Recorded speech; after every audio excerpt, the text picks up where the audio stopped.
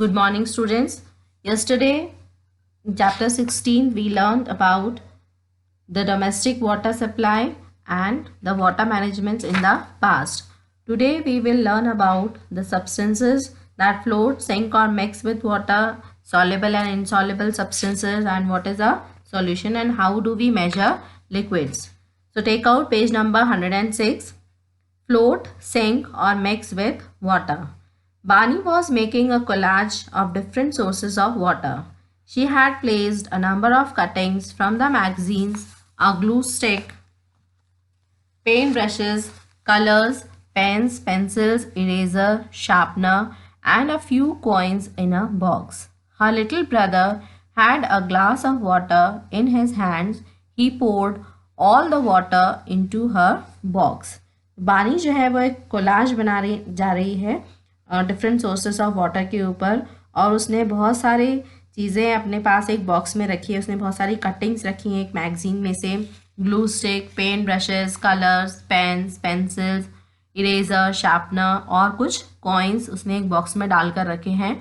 और तभी उसका एक छोटा भाई जो है वो एक ग्लास पानी जो है उसके हाथों से उस बॉक्स में गिर जाता है. Bani became very upset. She looked at the box. A few of the things like the paper cuttings, glue stick, paint brushes and the pencils started to float on the water. The pens, erasers, sharpener and the coins sunk to the bottom of the box. तो बानी जो है वो ये देखकर बहुत upset हो जाती है और वो उस बॉक्स की तरफ देखती है. तो क्या उसने ऑब्जर्व किया उसमें कि जो पेपर कटिंग्स थी, ग्लू स्टिक था, पेंट ब्रशेस थे, पेंसिल्स थे, वो पानी पर फ्लोट कर रहे थे, और जो पेन, इरेज़र, शार्पनर और कॉइन्स थे वो बॉक्स के बॉटम में सिंक हो गए थे, डूब गए थे. The colours got mixed with water and the water become coloured. और जो कलर्स थे वो पानी में मिक्स हो गए थे और उस जो पानी था वो कलरफुल हो गया था. There are different substances around us. Some of these substances float on water. There are certain other substances that sink in water. Also, there are a few substances that mix with water. तो हमारे आसपास different types of substances हैं. इनमें से कुछ substances जो हैं वो पानी पर float करते हैं, तैरते हैं. कुछ ऐसे substances हैं जो पानी में sink हो जाते हैं, डूब जाते हैं, और कुछ ऐसे substances भी हैं जो पानी के साथ mix up हो जाते हैं. Can you guess why some of the substances floated on water and why some of them sank in it? This was because of the heaviness or lightness of the substances compared to the weight of the same amount of water. Substances heavier than the weight of water sank in it, while those lighter than water floated on it. क्या आप gas कर सकते हैं कि क्यों कुछ चीज़ें जो हैं पानी पर फ्लोट करती हैं और कुछ चीज़ें जो हैं पानी में डूब जाती हैं? तो ये ऐसा इसलिए होता है क्योंकि पानी के वेट से अगर कंपेयर करें तो जो चीज़ें सेम अमाउंट ऑफ वाटर, उस जितना अमाउंट पानी का उस समय है, उससे जो चीज़ें हैवी होती हैं वो उसमें सिंक हो जाती हैं, और जो उस क्वांटिटी ऑफ वाटर के कंपैरिजन में लाइट वेट होती हैं वो उसके ऊपर फ्लोट करती हैं. तो इस तरह से जो हैवी चीज़ें हैं वो वेट के हिसाब से जो चीज़ें हैवी होती हैं वो डूब जाती हैं, और जो चीज़ें लाइट होती हैं वो उसके ऊपर फ्लोट करती हैं. Now come to the next page, page number 108. Water dissolves certain substances to form solutions. Add a spoonful of salt to a glass of water. Stir well.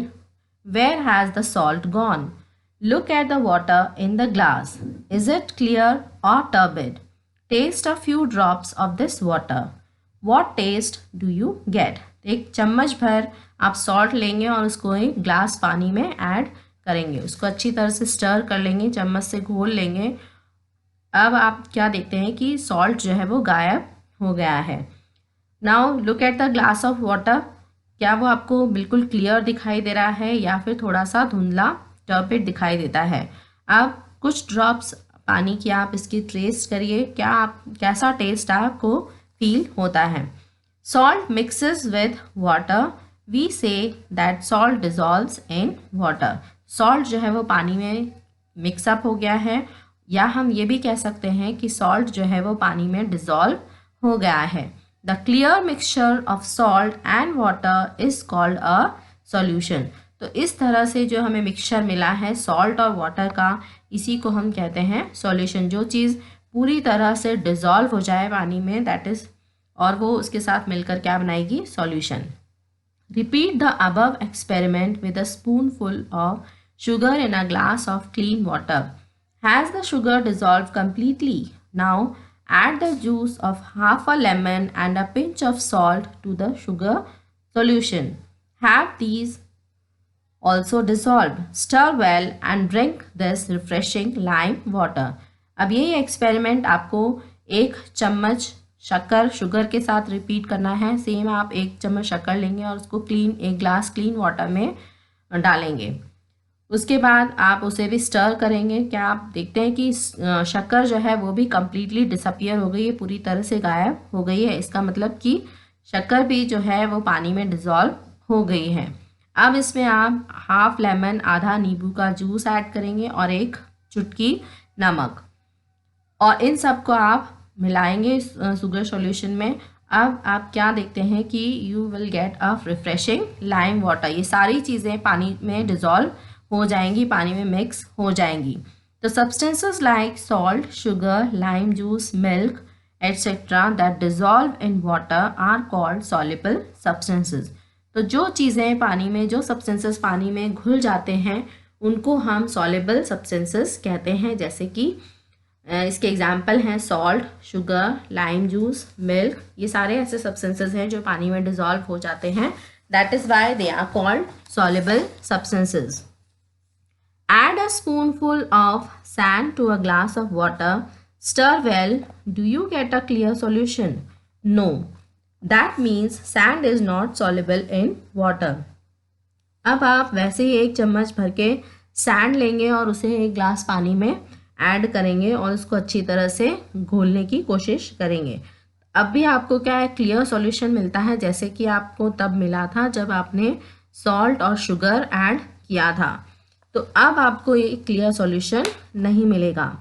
इसका मतलब ये हुआ कि sand is not soluble in water. Sand जो है वो पानी में नहीं घुल रही है, नहीं डिज़ोल्व हो रही है. Allow this mixture to stand for some time. You will see all the sand settling down. तो कुछ देर के लिए आप इस मिक्सचर को बिना हिलाए डुलाए छोड़ देंगे. तो आप क्या देखते हैं, what do you observe after some time, कि जो सैंड है वो थोड़ी देर बाद नीचे सेटल होना शुरू हो जाएगी. Substances that do not dissolve in water are called insoluble substances. Iron, wood, oil, etc. are insoluble substances. तो जो substances पानी में dissolve नहीं होते हैं उन्हें हम insoluble substances कहते हैं. For example, iron, wood, oil, etc. These are all insoluble substances. Now come to the next page, page number 109. How do we measure liquids? The unit used to for measurement of liquids is the liter.